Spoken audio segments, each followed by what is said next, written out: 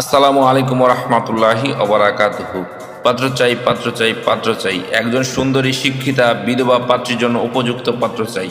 প্রিয় ভাই, ভিডিওটি স্কিপ না করে পুরো ভিডিওটি দেখে জেনে বুঝে তারপর আমাদের সাথে যোগাযোগ করবেন।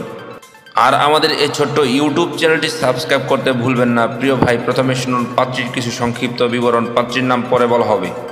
পাত্রীর বয়স 31 চলমান। পাত্রীর উচ্চতা 5 ফুট। পাত্রীর গায়ের রং উজ্জ্বল ফর্সা। পাত্রীর ওজন 62 কেজি। পাত্রীর রক্তের গ্রুপ এ পজিটিভ।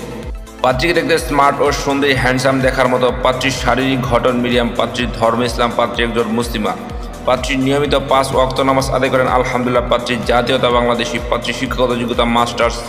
পাত্রীর বৈবাহিক অবস্থা বিধবা। পাত্রীর বিধবা ঠিক, তবে পাত্রীর কোনো বেবি নেই। পাত্রীর স্থায়ী ঠিকানা ঢাকা। পাত্রীর বর্তমান ঠিকানা ঢাকা। পাত্রী একটি উচ্চ মধ্যবিত্ত পরিবারের মেয়ে আলহামদুলিল্লাহ। পাত্রীর পেশা, বর্তমানে পাত্রীর কোনো পেশা নেই। পাত্রী বাড়িতে থাকেন। পাত্রীর শারীরিক ও মানসিকভাবে সম্পূর্ণ সুস্থ। পাত্রীর শরীরে কোনো রোগ নেই আলহামদুলিল্লাহ। পাত্রী ভালো মার্জিত পাত্র পেলে মাছ না করতে আগ্রহী। প্রিয় ভাই, এবার শুনুন পাত্রী কেমন পাত্রের আশা প্রত্যাশা করি। পাত্রকে অবশ্যই স্মার্ট ও হ্যান্ডসাম হতে হবে। পাত্রকে অবশ্যই নম্র ভদ্র ও নামাজি হতে হবে। পাত্রের গায়ের রং শ্যামলা হোক বা ফর্সা, এতে কোনো সমস্যা নেই আলহামদুলিল্লাহ, চলবে। পাত্র যে কোনো চাকরিজীবী অথবা ভালো কোনো ব্যবসায়ী হলে ভালো হয়। আর তাছাড়া প্রবাসী পাত্র গ্রহণযোগ্য।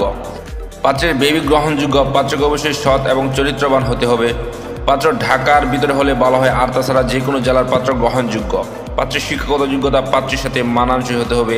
পাত্রের বয়স মিনিমাম 32 থেকে 40 এর মধ্যে হতে হবে।